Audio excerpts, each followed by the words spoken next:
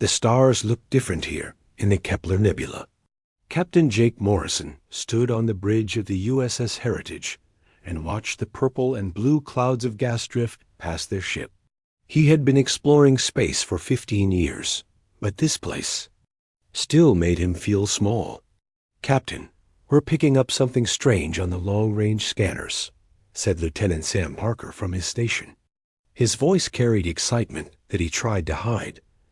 Jake walked over to the scanner display. The screen showed a massive object floating in the nebula, much larger than any asteroid. "How big is it?"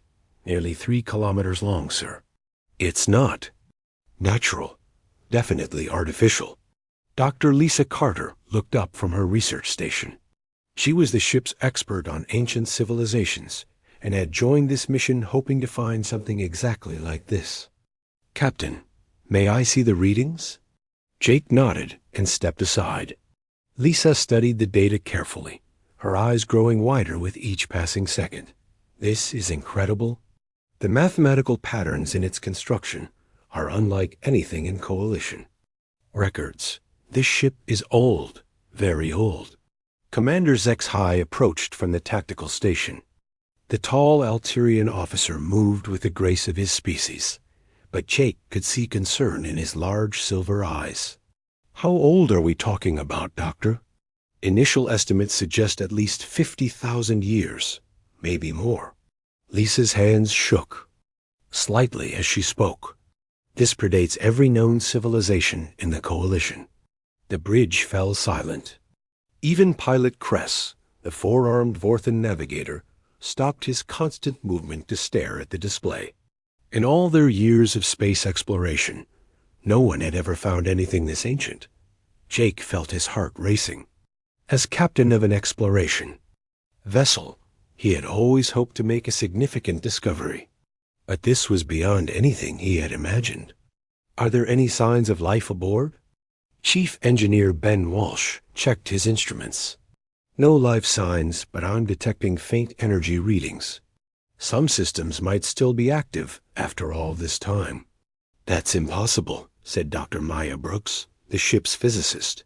She had been studying ancient technologies for most of her career. "Nothing stays powered for 50,000 years."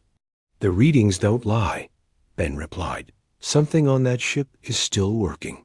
Jake made his decision quickly. "Set course for the derelict. We're going to investigate." "Sir, I must advise caution," Commander Zex-High said. His people had encountered ancient technology before, and the stories were not pleasant. "Unknown alien tech can be extremely dangerous." "Noted, Commander. But this is why we're out here." "Lisa, start preparing a full archaeological analysis." "Ben, I want you to study those energy readings." "Maya, see if you can determine what kind of technology could stay active for so long." The Heritage moved closer to the ancient vessel. As they approached, more details became visible on their screens. The ship's hull was dark and smooth, made from materials that their scanners couldn't identify. Strange symbols covered its surface in patterns that seemed both random and purposeful. "The design is remarkable," Lisa said, recording everything.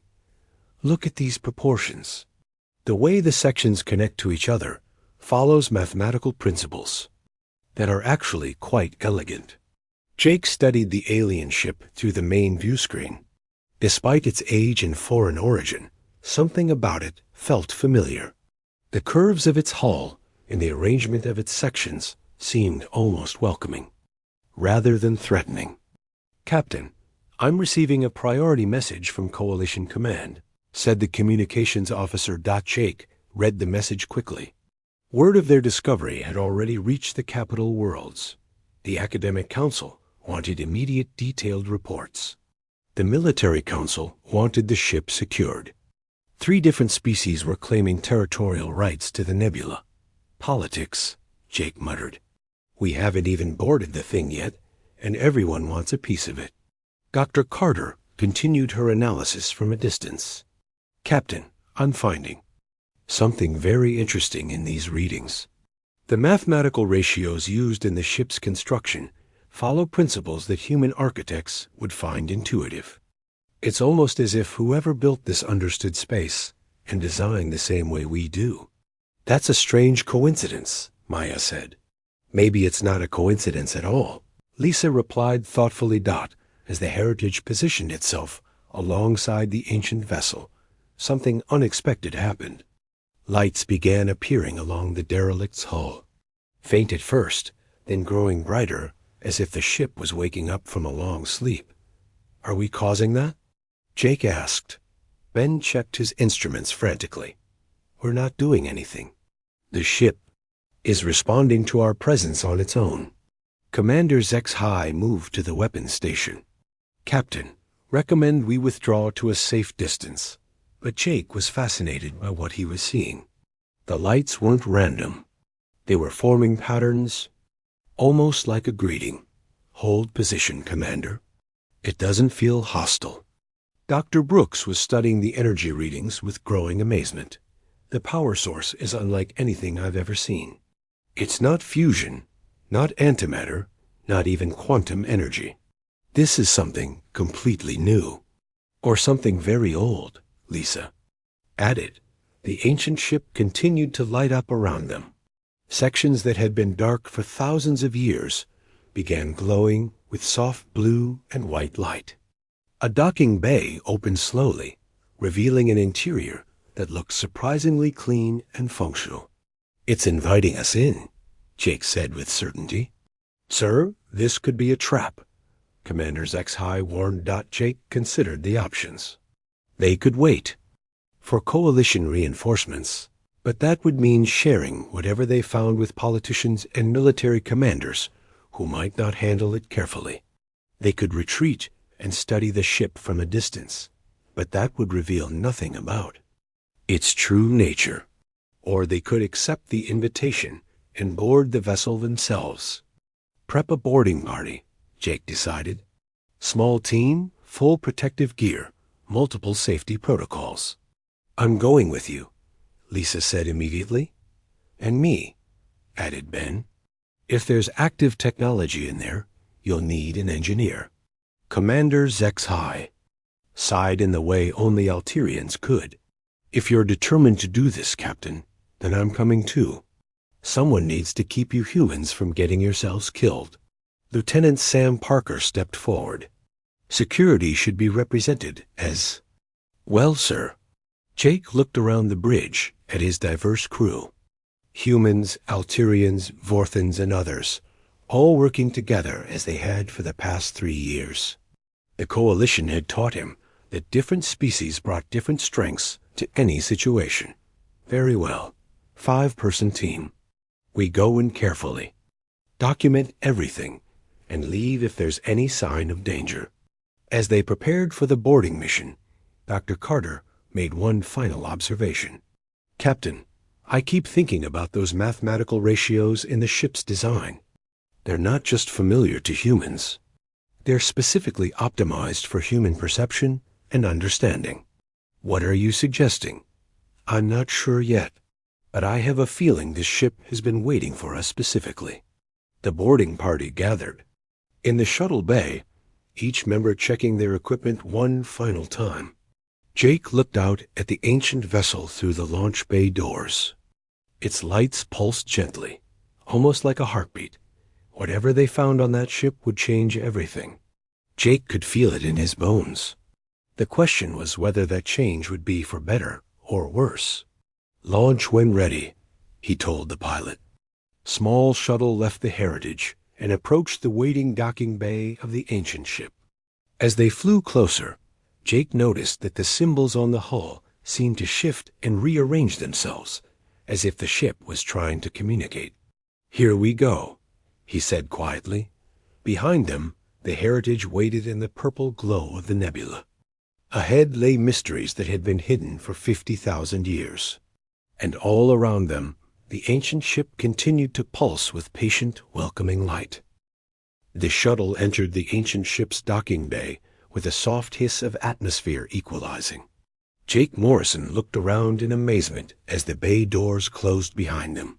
The walls glowed with the same soft blue light they had seen from outside. But now he could see it came from the material itself, not from any visible light sources. Atmosphere is breathable, Ben Walsh reported, checking his instruments. Temperature is comfortable. Gravity feels normal. How is that possible? Doctor, Maya Brooks asked. This ship has been dead for 50,000 years. Maybe it wasn't as dead as we thought, Lisa Carter said quietly. The boarding party stepped out of their shuttle onto a floor that felt solid and somehow warm beneath their feet. The docking bay was enormous, easily large enough to hold 20 ships the size of their shuttle. Everything was clean and pristine, as if the ship had been built yesterday. Commander Zex kept his hand near his weapon. His silver eyes scanned the area constantly for threats. This is not normal preservation. Something is maintaining the ship. Jake felt the same unease, but also a strange sense of familiarity. The proportions of the space felt right to him, comfortable in a way that alien architecture usually didn't. Let's move carefully, stay together, and document everything. They walked toward what appeared to be an exit from the docking bay. As they approached, a door slid open silently. Beyond was a corridor that stretched into the distance, its walls covered with symbols that seemed to shift and change as they watched. Are you getting this, Lisa? Jake asked. Doc Torter was recording everything with multiple devices. The symbols appear to be some kind of writing system, but they're not static. They keep rearranging themselves. Maybe they're trying to tell U.S. something, Lieutenant Sam Parker suggested. The corridor was wide enough for all 5 of them to walk side by side. The ceiling arched high above their heads, decorated with patterns that reminded Jake of ocean waves or flowing water. The whole design felt organic, despite clearly being artificial. The engineering is incredible, Ben said, running his scanner along the walls. I can't detect any power conduits, yet everything is lit. The structural integrity is perfect, despite the age. Whatever built this was far more advanced than anything we have today. They walked for several minutes before reaching a junction where multiple corridors branched off in different directions. In the center of the junction stood something that made them all stop in their tracks. It was a pillar of crystal, about 3 meters tall, that pulsed with internal light. The crystal was beautiful, like a massive gemstone, but it was clearly some kind of technology. Streams of light flowed through it in patterns that were almost hypnotic to watch. What do you think it is? Sam asked. Some kind of computer interface. Maybe, Maya suggested, or a navigation beacon. Lisa approached the crystal carefully. As she got closer, the light inside it began pulsing faster. It's responding to me. Everyone stay back, Commander Zex ordered, but Lisa was already reaching toward the crystal. The moment her gloved hand touched the surface, the crystal flared with brilliant light. The corridor around them filled with harmonic tones that seemed to come from everywhere at once. The symbols on the walls began moving faster, rearranging themselves into new patterns.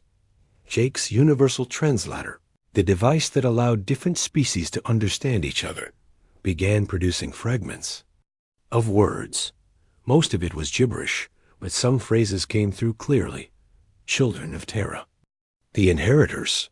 Long-awaited return. Terra? Jake said. That's the old name for Earth. The crystal continued to pulse, and now the harmonic tones were forming something like music. It was beautiful and somehow sad, like a song of welcome. Mixed with mourning. How does it know about Earth? Lisa asked, her hand still on the crystal. Commander Zex checked his own translator. My device is picking up the same fragments, but it cannot process the full language. This is unlike any known communication system. The music faded, but the crystal continued to glow brightly. Now other lights were appearing throughout the junction. Panels in the walls began to activate, showing what looked like star charts and technical diagrams. Look at this, Maya said, studying one of the displays. These appear to be engineering schematics, but the technology is completely beyond our understanding. Jake examined another panel that showed what looked like a map of the galaxy. But there were stars marked on it that didn't match any current star charts. This map is showing the galaxy as it was thousands of years ago. Some of these star systems no longer exist. Ben was fascinated by a display showing cross-sections of the ship itself. According to this, we're not even close to the main areas yet. This ship is like a floating city. Sam noticed something important. "Captain, try touching one of these panels." Jake approached a control surface and placed his hand on it. Immediately, it lit up brighter and new information appeared. Text began flowing across the screen in symbols that somehow seemed almost readable to him. "Zexhai, you try one," Jake said. The Alterian officer touched another panel, but nothing happened. The surface remained dark and unresponsive. "Kress would have the same result," Zexhai said, referring to their Vorthan pilot who had remained. "On the Heritage, this technology responds only to humans." "That's impossible," Maya said. "How could a 50,000-year-old ship be programmed to recognize humans?" Lisa had moved to another crystal formation and was studying the symbols flowing around it. "Captain, I think we need to go deeper into the ship. These displays are showing us directions to something called the Central Chamber."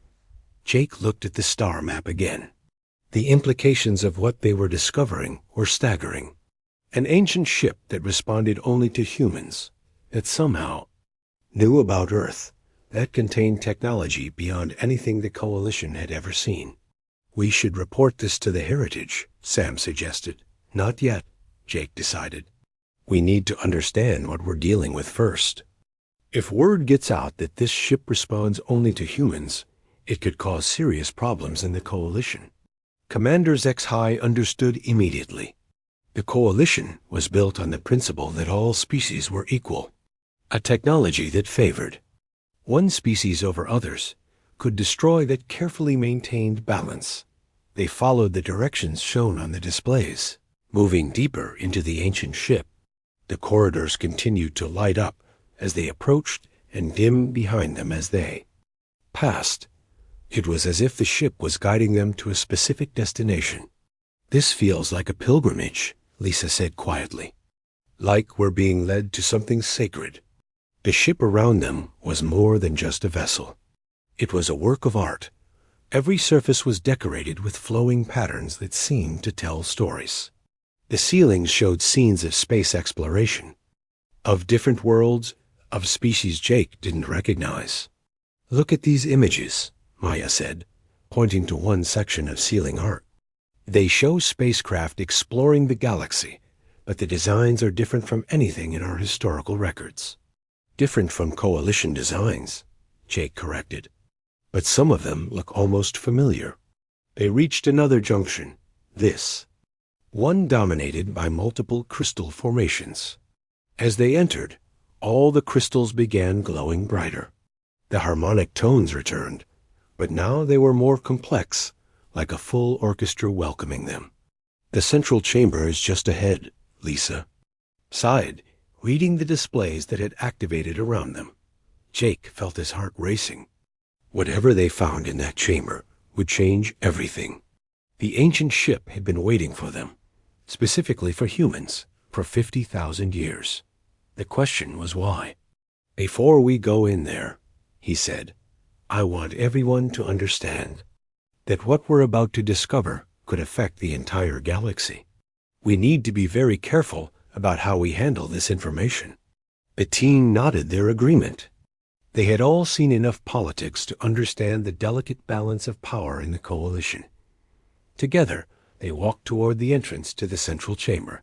The doors were massive, covered with symbols that seemed to dance with anticipation. As they approached, the doors began to open slowly, revealing a chamber filled with light and mystery.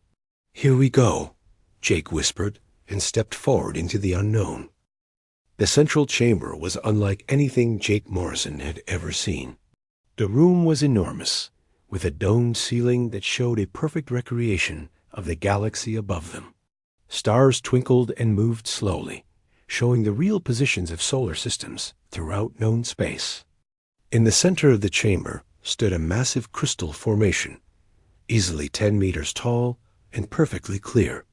Inside the crystal, lights danced and swirled like living creatures. The entire room hummed with a gentle energy that made Jake feel both excited and peaceful. "This is incredible," Dr. Lisa Carter whispered, her voice filled with wonder. She began recording everything, but her hands were shaking with excitement. Commander Zex High kept his weapon ready, but even he seemed impressed by the beauty around them. "I have never seen anything like this, not in all my years of service." Chief Engineer Ben Walsh was studying the crystal with his instruments. "The energy readings are off the charts, but it's not dangerous. It's more like the crystal is alive somehow." Dr. Maya Brooks looked up at the ceiling display of the galaxy. "Look at this star map. It's showing current positions, not historical ones. This system is updating in real time." Jake approached the central crystal slowly. As he got closer, the lights inside began moving faster. The harmonic tones they had heard earlier returned, but now they were clearer, more musical. "Captain," Lisa said urgently, "look at the base of the crystal." Around the bottom of the crystal formation, symbols were appearing and disappearing like words being written in light. Jake's universal translator was picking up fragments again, but this time the words were clearer. "Welcome, children of Earth. The time has come. The inheritors have returned." "Inheritors of what?" Lieutenant Sam Parker asked. Jake placed his hand on the crystal, just as Lisa had done with the smaller formations. The moment his skin touched its surface, the entire chamber exploded with light and sound. Suddenly, Jake wasn't standing in the chamber anymore. He was somewhere else, watching images flow around him like a movie. He could see space, but not the space he knew. This was older, different, with star patterns he didn't recognize. He saw ships, massive vessels like the one they were on, traveling between worlds. He saw planets covered with cities that sparkled like jewels. He saw beings that looked almost human, but taller, more graceful, with eyes that held ancient wisdom. "Captain," he heard Ben's voice calling from far away. "Can you hear us?" Jake tried to respond, but he was lost in the visions. Now he was seeing Earth, but not the Earth he knew. This was Earth millions of years ago, when it was green and beautiful, covered with oceans and forests. And on this ancient Earth, he saw the same tall, graceful beings building cities and exploring the stars. The images shifted again. Now he saw disaster. Stars were going dark. Planets were being consumed by something terrible from the space between galaxies. The beautiful civilization was fighting a desperate war against an enemy that seemed to eat light itself. "We are the first shapers," a voice said in his mind. It was gentle but filled with sadness. "We were the first children of Earth to reach the stars. We explored, we built, we grew. But we could not survive what came from the dark." Jake saw the final battle. The first shapers gathered their remaining ships and fought against creatures of living darkness, but they were losing. Their advanced technology was no match for the hunger of their enemies. "We saved what we could," the voice continued. "We scattered our children to safe worlds. We hid our knowledge in places the darkness could not find. And we waited, hoping that someday our descendants would grow strong enough to face what we could not." The images showed the first shapers' final act. They took groups of their people and placed them on primitive worlds throughout the galaxy. On Earth, they left behind humans who had forgotten their origins and would have to build civilization again from the beginning. "You are our children," the voice said. "You carry our blood, our dreams, our hope, and now the darkness is returning." Jake felt himself being pulled back to the present. The visions faded, and he found himself standing in the chamber again, his hand still on the crystal. His teammates were gathered around him, looking worried. "Captain, you've been standing there for 10 minutes, Lisa said. "We couldn't wake you up." "I'm okay," Jake said, though his voice sounded strange to his own ears. "But I have a lot to tell you." He explained everything he had seen in the visions. The first shapers, the ancient war, the truth about humanity's origins. His team listened in amazement and growing fear. "You're saying we're descendants of an ancient spacefaring civilization?" Maya asked. "More than that," Jake replied. "This ship was built specifically for us." The first shapers knew that someday their descendants would return to space and find these vessels. Commander Zexhai looked troubled. If this is true, it changes everything about humanity's place in the Coalition. Ben was studying his instruments again. "Captain, the ship's systems are coming online all around us. It's like your contact with the crystal activated everything." New displays were appearing throughout the chamber. They showed technical specifications for technologies that were far beyond anything the Coalition possessed. Faster-than-light communication systems that could send messages across the entire galaxy instantly. Energy sources that could power entire star systems for millions of years. Medical technology that could extend life indefinitely. "This is incredible," Maya said, studying the technical readouts. "With these advances, we could transform the entire galaxy." But Lisa had found something more disturbing. On one of the displays, she was looking at star charts showing the outer rim of the galaxy. "Captain, look at this. The ship is detecting something approaching from dark space."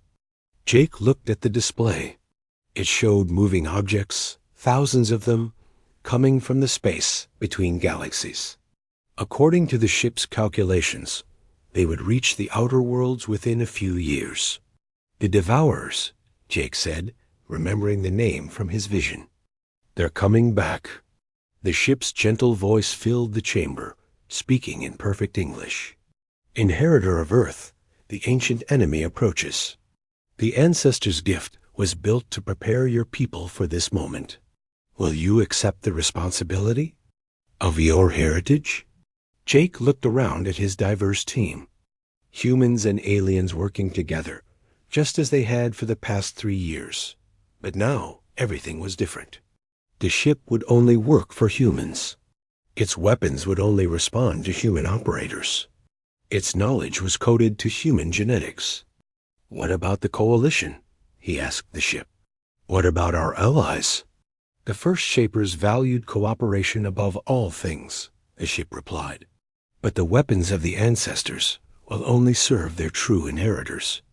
Others may benefit from the knowledge, but only children of Earth can wield the tools of war against the darkness." Commander Zexhai stepped forward. "Captain, this creates an impossible situation. If humans possess weapons that others cannot use, it will destroy the Coalition." "Maybe that's not necessarily true," Lisa said thoughtfully. "The ship says it values cooperation. Maybe there's a way to share the benefits while keeping the weapons secure." Ben was looking at the technical displays with growing excitement. "Captain, look at this. The ship can manufacture other technologies, improvements to Coalition ships and weapons. We could make everyone stronger without giving them access to the most dangerous systems." Jake felt the weight of decision pressing down on him. The ship contained knowledge that could save the galaxy from the returning Devourers. But it could also destroy the Coalition that humanity had worked so hard to join. "How long do we have?" he asked the ship. "The enemy scouts will reach the outer rim in 18 months, the ship replied. "The main fleet will arrive in 4 years." Sam looked at the star charts, showing the approaching threat. "Captain, we need to warn the Coalition." "But how do we explain this without causing panic?" Jake asked. "How do we tell them that an ancient enemy is coming, and that only humans can operate the weapons needed to stop them?" The ship's voice spoke again. "The choice is yours, Inheritor. But choose quickly. The galaxy's survival depends on the decisions you make in the coming days." Jake looked around the chamber one more time. The beautiful displays of ancient knowledge, the star map showing approaching doom, his teammates representing the best of coalition cooperation. Everything he had believed about humanity's place in the galaxy had changed in a single day. "We need to get back to the heritage," he said finally. "I need to contact Earth and Coalition Command. This is bigger than any of us." As they prepared to leave the chamber, the ship spoke one final time. "Remember, inheritor of Earth, your ancestors fought the darkness and lost, but they never stopped hoping that their children would succeed where they failed. Do not let that hope die." The message from Earth came 3 days after Captain Jake Morrison sent his report. It was brief and direct. Secure the vessel. Share nothing with Coalition until further notice. Admiral Davis en route. Jake stared at the message on his personal screen and felt his stomach tighten. Admiral Davis was known throughout the fleet as a man who believed humans deserved to lead the galaxy, not just participate in it. This was exactly the kind of situation Davis would want to exploit. "Captain," Dr. Lisa Carter said from the doorway of his ready room, "we have a problem." Jake looked up to see Lisa's worried expression. "What now?" "Word is spreading through the Coalition. Despite our security measures, rumors are already reaching the capital worlds. 3 different species have sent ships to this sector." Through his office window, Jake could see the ancient ship floating peacefully beside the heritage. For the past 3 days, he and his team had been working with the ship's systems, learning more about the technology and the approaching threat. But they had also been dreading this moment. "How many ships?" Jake asked. 12 so far, with more coming. Admiral Vrex of the Krillian Empire is leading a battle group that will arrive tomorrow. Jake knew Admiral Vrex well. The Krillian was a warrior who believed strongly in coalition unity, but he also had little patience for species that tried to claim special privileges. If Vrex discovered that the ancient ship only worked for humans, the situation could turn.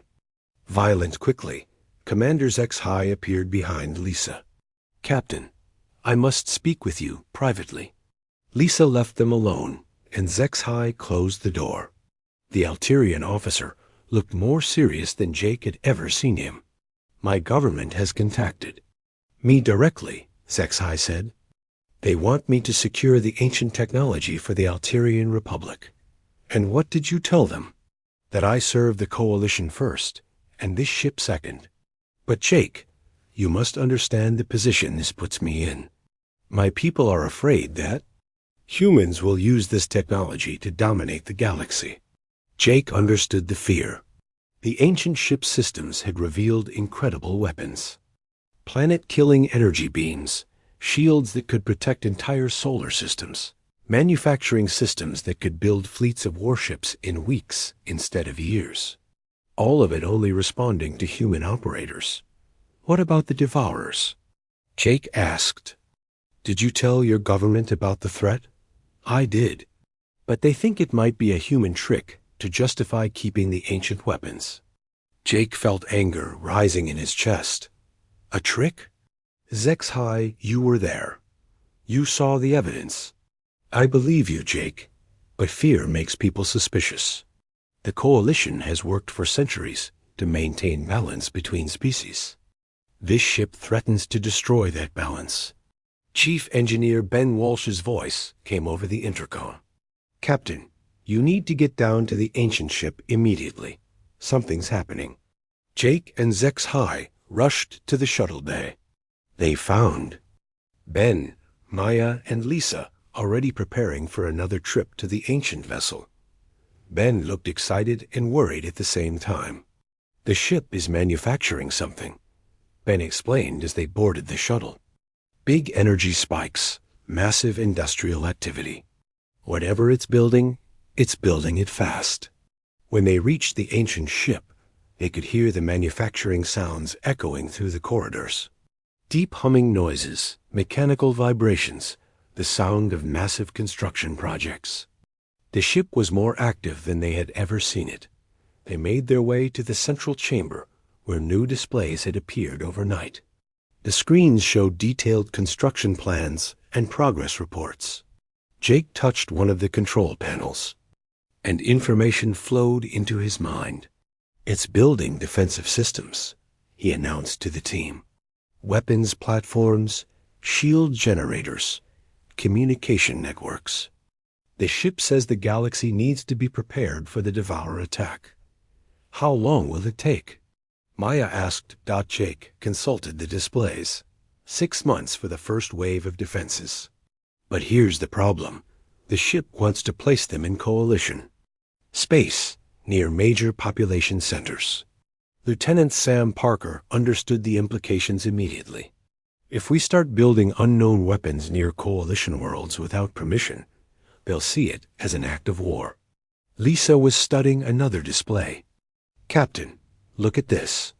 The ship is also producing smaller vessels, like fighters and patrol ships. But according to these specifications, they're designed for multi-species crews." Jake read the technical details with growing hope. The smaller ships could be operated by any coalition species, though they required human authorization to activate their most powerful weapons.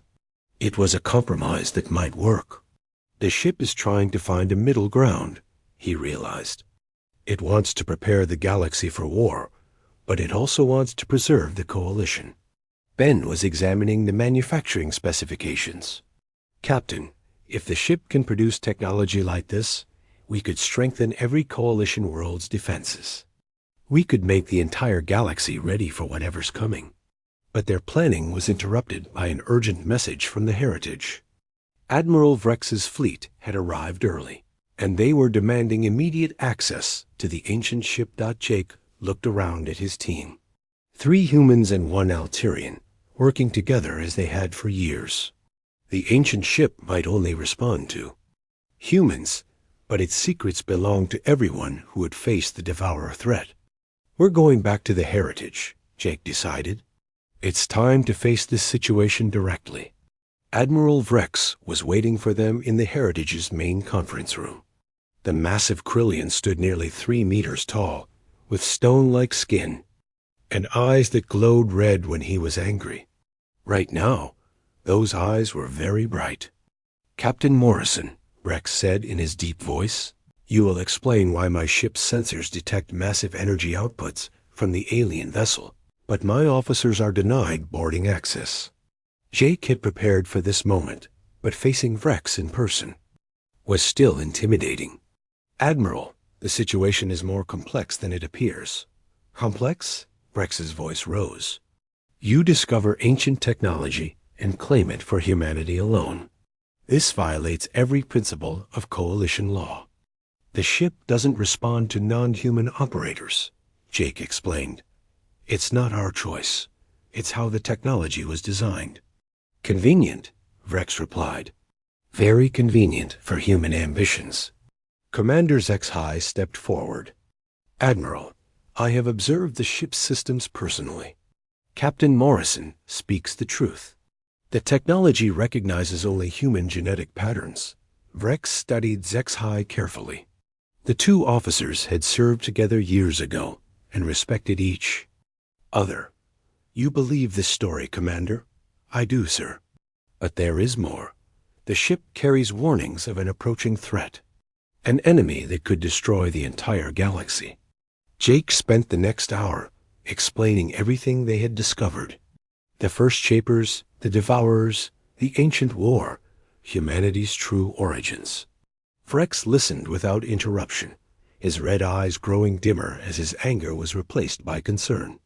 "These Devourers," Vrex said finally, "show me the evidence." They took Vrex to the ancient ship. Jake operated the controls, while the Krillian Admiral watched the displays showing the approaching enemy fleet. The numbers were staggering. Thousands of ships moving through dark space toward the galaxy. "When will they arrive?" Vrex asked. "First. Scouts in 18 months. Main fleet in 4 years." Vrex was quiet for a long time, studying the tactical displays. As a military commander, he understood what the numbers meant. The coalition forces, even working together, would not be strong enough to stop such an invasion. What does the ancient ship propose?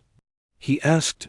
Jake showed him the manufacturing plans, the defensive systems, the new ship designs that could be operated by mixed crews. The ship wants to strengthen the entire coalition, not just humanity. But the ultimate weapons remain under human control. Yes, the ship says only humans can operate the most powerful systems.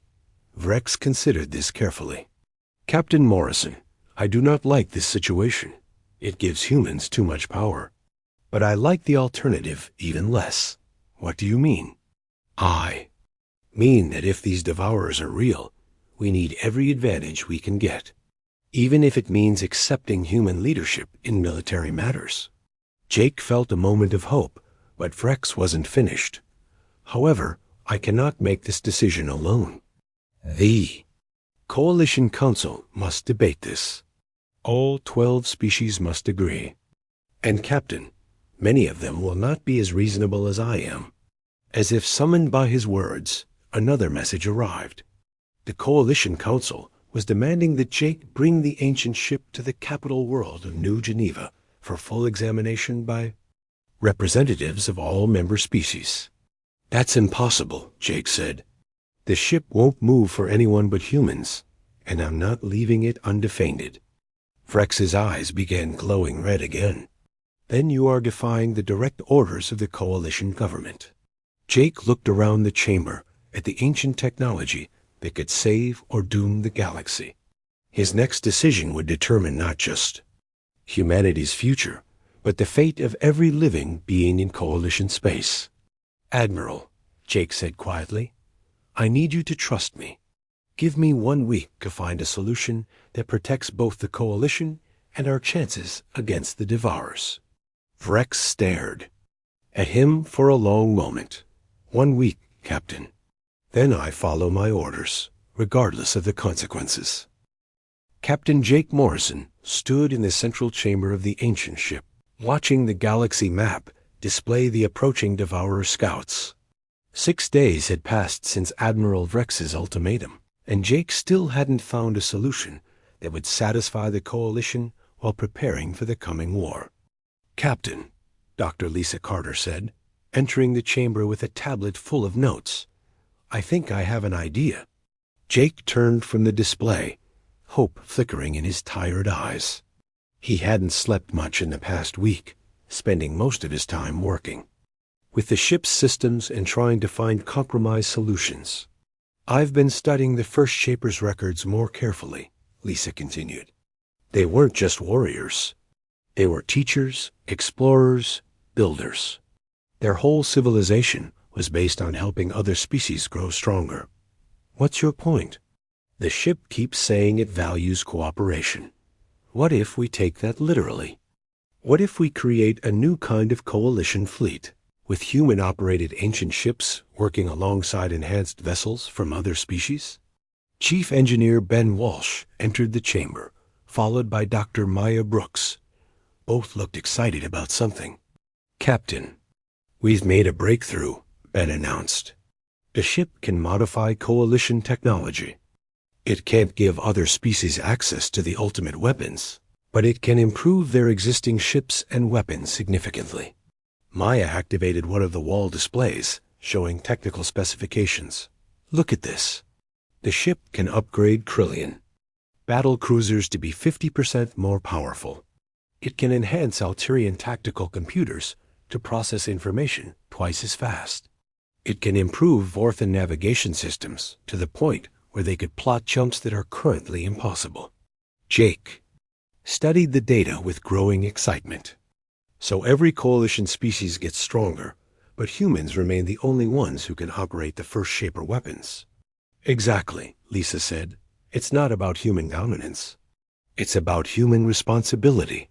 We become the guardians of the most dangerous technology, while everyone else gets the tools they need to fight effectively. Lieutenant Sam Parker's voice came over the intercom. Captain, Admiral Vrex is requesting an immediate meeting. He says it's urgent. Jake found Admiral Vrex in the Heritage's conference room, but he wasn't alone. Representatives from 6 other Coalition species had arrived overnight, including Ambassador Throck of the Storians and Pilot Kress from their own ship. Captain Morrison, Admiral Vrex said grimly, the Coalition Council has reached a decision. You have 24 hours to surrender the ancient ship for joint Coalition control, or you will be declared in violation of interstellar law. Ambassador Throck stepped forward. The rock-like Storian spoke slowly, as his people always did. We understand the threat you described, Captain, but we cannot allow one species to possess weapons that could destroy all others. Jake looked around. The room had faces that showed fear, suspicion, and determination. These weren't enemies. They were allies who were terrified of losing the careful balance that had kept the galaxy peaceful for centuries. I have a proposal, Jake said. He spent the next hour explaining Lisa's idea and showing them the technical upgrades the ship could provide. As he spoke, he watched their expressions change from suspicion to interest to cautious hope. You would share defensive technology with all Coalition species? Asked Commander Rill of the Epsilon Collective.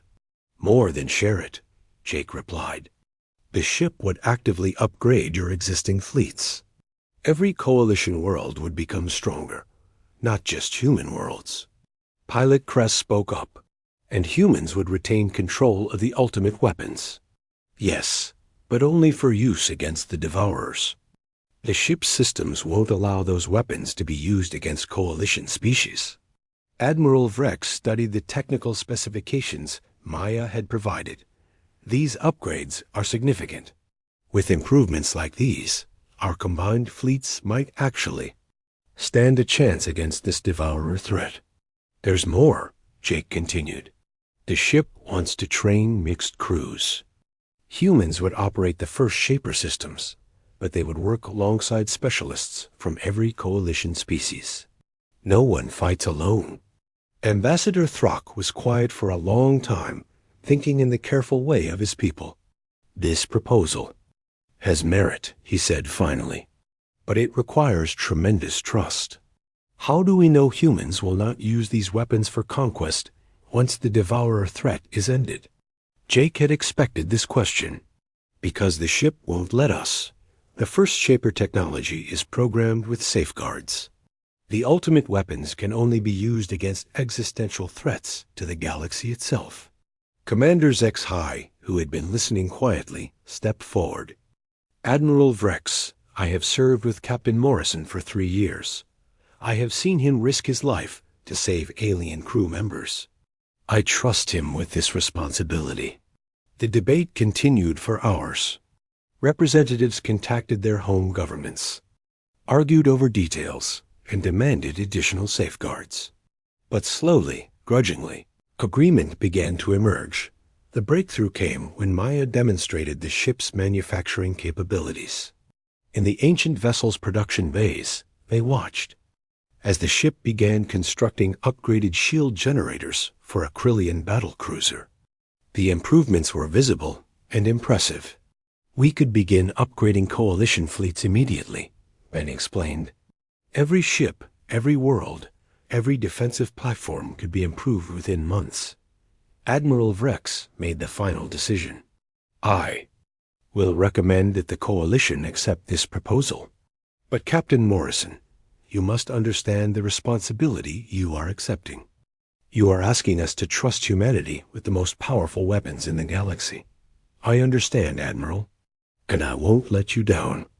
2 weeks later, the first mixed crews began training aboard the ancient ship, which had been renamed the Unity.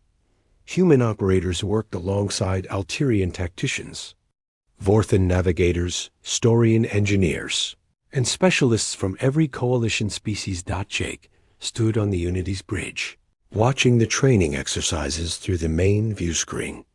The ship had manufactured 6 smaller vessels, each crewed by mixed Coalition teams, but armed with enhanced versions of traditional weapons. Captain, Lisa said, approaching with a data pad, The first upgraded Coalition ships are ready for testing. The Krillian battlecruiser Defiance has been equipped with improved shields and weapons. Admiral Vrex wants to run combat simulations. Jake nodded, but his attention was focused on the long-range sensors.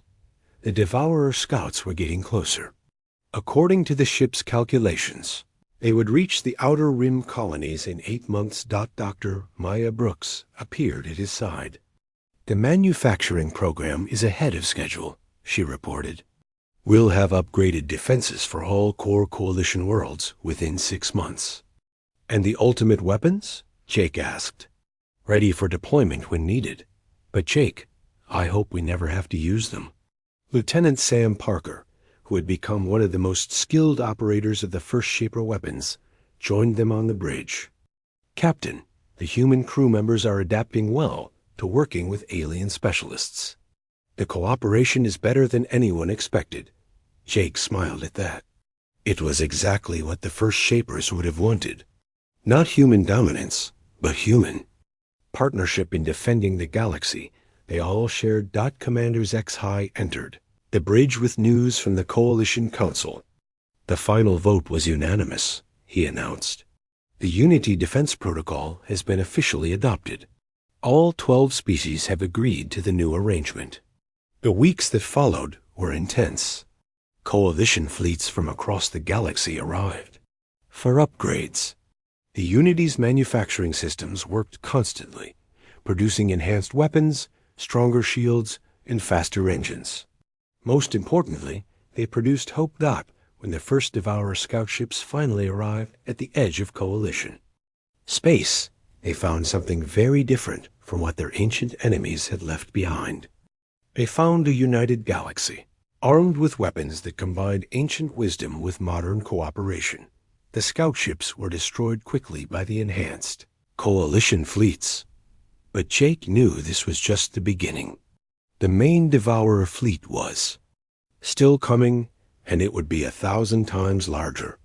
Standing on the Unity's bridge, surrounded by human and alien crew members working together, Jake felt the weight of his ancestors' legacy. The first Shapers had failed to stop the Devourers alone, but they had planted the seeds for something stronger than any single species could achieve. All ships report ready, Captain, Sam announced. Jake looked at the display showing the approaching darkness from between the galaxies. Then let's show these Devourers what the children of Earth learned from their ancestors. We fight together, or we don't fight at all. The Unity and her escort fleet turned toward the Outer Rim, carrying the hopes of every world in Coalition space. Behind them, hundreds of upgraded ships from a dozen different species followed, united by a common purpose and defended by weapons their ancestors could never have imagined. The ancient ship had kept its promise. It had prepared the galaxy for war. But more than that, it had shown them that their greatest strength lay not in any weapon, but in their willingness to stand together against the dark.